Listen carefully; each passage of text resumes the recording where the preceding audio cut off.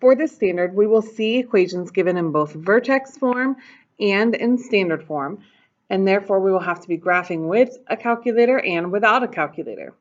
But before we get into those graphs, we need to take a look and make sure that we are understanding all of the different parts of a parabola. A parabola is the shape that we get when we graph a quadratic equation. And when we are graphing with a calculator, we are asked to actually graph. When we are graphing without a calculator, we are asked to only sketch. So there is a difference between what you need to include in your graph depending on whether you're including a sketch or you are using a graph. In a sketch, you will notice that the only visibly plotted point is the vertex. It gives the correct shape, so rounded on the bottom or rounded on the top if it's opening down. It has to have the correct direction for the opening, and we have to have a graphed axis of symmetry.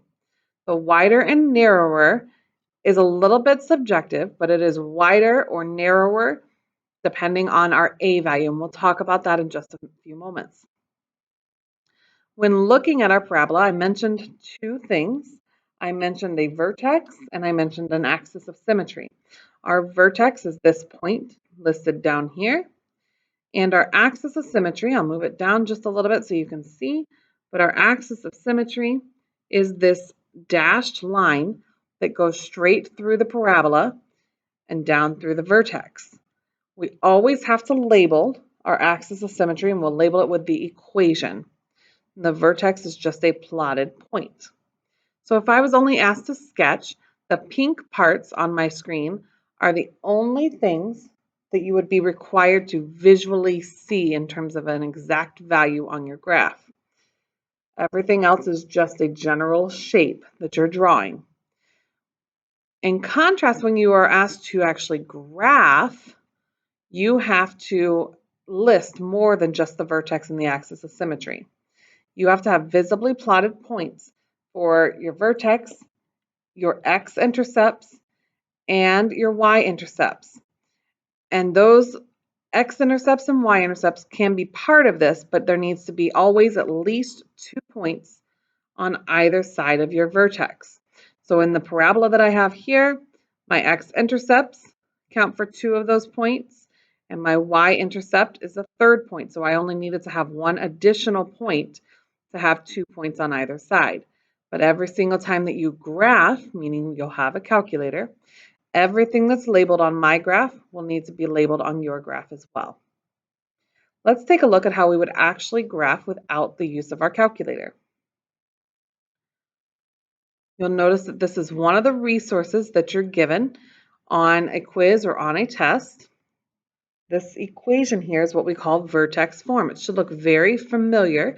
It should look like our absolute value equations that we've graphed in past chapters. Our A and our H and our K are going to drive all of our decision making for what this graph is going to look like. Our A value tells us everything that I wrote in red. H tells us everything I wrote in pink, and K tells us everything I wrote in green.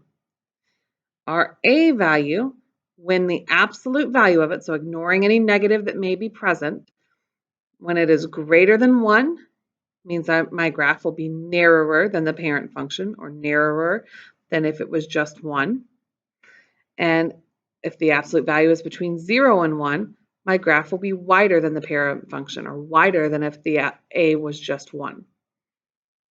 When A is positive, we will be opening up. When A is negative, we'll be opening down. And if it opens up, our vertex will act as a minimum. When it opens down, our vertex will act as a maximum.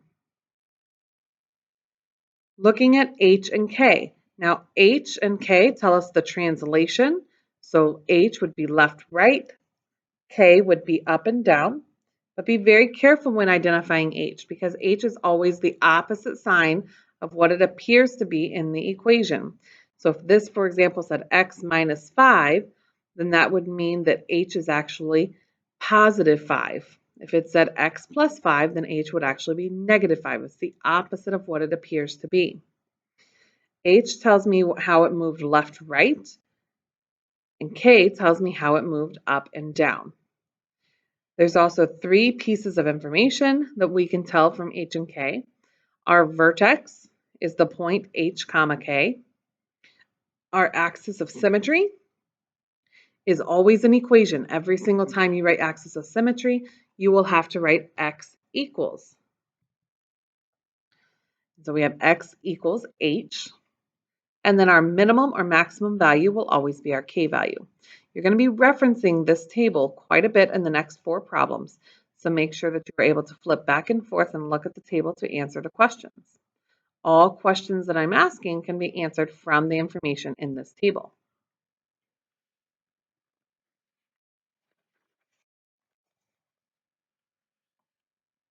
Number 1, so we have to determine if it opens up or down, has a max or min, what that maximum or minimum value is, give the translation, the axis of symmetry, and the vertex.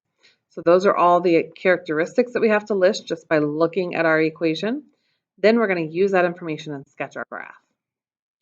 So whenever you're given an equation like this, the first step is always to list out A, H, and K. A is always the number in front of the parentheses. So in this case, it's 1. H is the opposite of what it appears to be, so it's positive 4. And K is outside of the parentheses, it's negative 3. Once you've listed out A, H, and K, you should be able to answer all of the information from those 3 values. Since A is a positive value, we know that it will open up for our parabola. According to our table, since it opens up, we will have a minimum value. And our minimum value comes from K, so our minimum value will be negative 3. Translation. You look at H for left and right and K for up and down. H is positive, so that means that we would need to move to the right. You can always think about a little number line if you need to. And if I started at 0, how would I get to the number 4? I would move right. So we will say our translation, it went right 4. And our K value is up and down. Negative indicates down. So down 3. For our axis of symmetry, we always start with x equals. If you don't put the x equals, it's not correct. Axis of symmetry is a line, so we have to have a line to represent our axis of symmetry.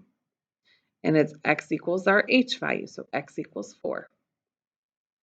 For the vertex, we will have h and k. Now we're going to take this information and create a sketch of our parabola. So we'll start with the vertex. Remember, that's the only plotted point. So we'll move right 4 and down 3, just like our translation says, to find the point 4, negative 3. Then we'll draw our axis of symmetry in there with our dashed line all the way down through our vertex and label it with its equation. We know that our parabola should open up, and since our A value is 1, it will be a normal width parabola. So it will look something like this when we plot or sketch our parabola. We make sure that we have a rounded edge on the bottom or rounded bottom here, and it looks relatively symmetric on either side, and it's not overly narrow or overly wide. Number 2, we need to label our A, H, and K. So A in this case is going to be 2. H would be negative 4. And K would be negative 1. Since our A is positive, we can look at our chart and decide that it opens up. Since it opens up, our chart says that it will be a minimum value for our vertex. Our chart says that K is our minimum value, so -1. And for translation, we have -4. Remember, this is left, right, so negative would indicate we're moving left. 4. And k is negative as well, so we will be moving down 1. Axis of symmetry, we always start that with x equals, and then we write our h value, -4. And for vertex, we have h and k.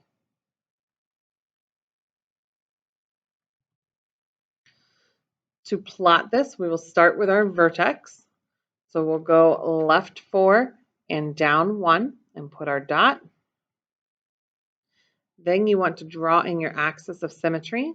That's a vertical line going straight through the vertex. And make sure that you label it with an equation.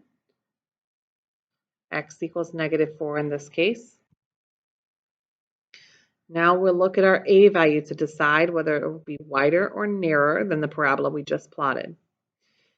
Since our absolute value of a, meaning we're ignoring any signs and just looking at 2, since that is bigger than 1, our parabola should be narrower than the one that we just plotted in number 1.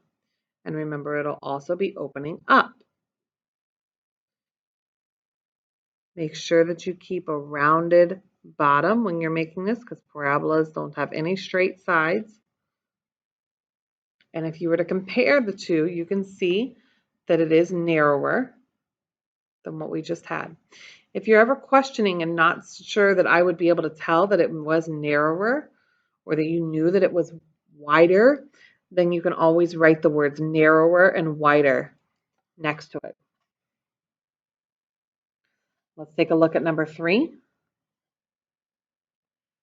Remember, we need to list A, H, and K. So for number 3, our A value will be -1/2. Our H value would be -1. Remember, opposite of what it appears to be. And K is +2.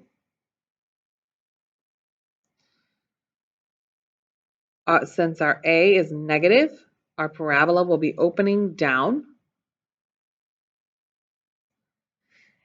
And since it opens down, we will now have a maximum value for our vertex.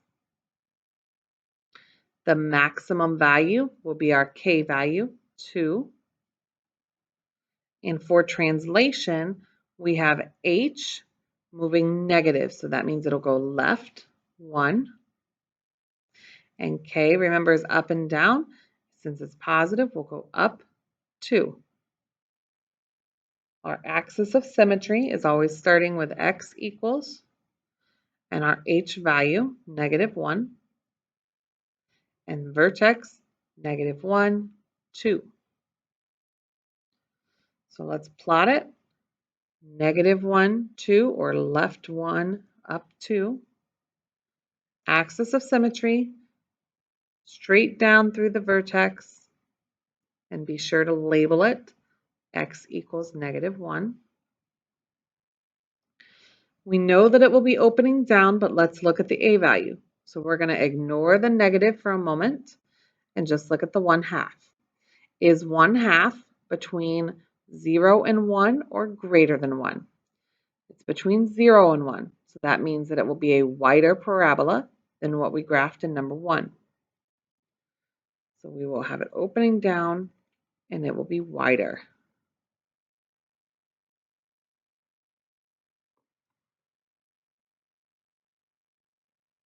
Last one. For number 4, we need to label our A, H, and K. A in this case will be our -2. H would be +3, opposite of what it appears to be. And K will be 4. Since our A is negative, this parabola will open down. Since it opens down, it will be a maximum. And the maximum value is at 4.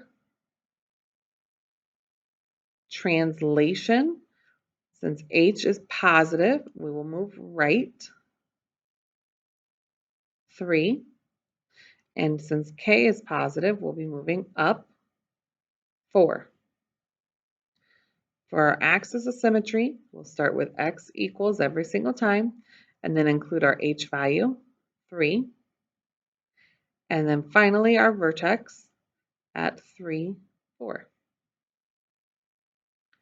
So we will go right 3, up 1, 2, 3, 4, just like our translation indicated.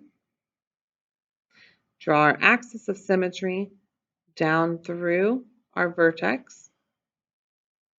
And now look at your a value. You're going to ignore any negative that's there. Is 2 bigger than 1 or between 0 and 1? So since it's bigger than 1, this parabola will be narrower and it will open down.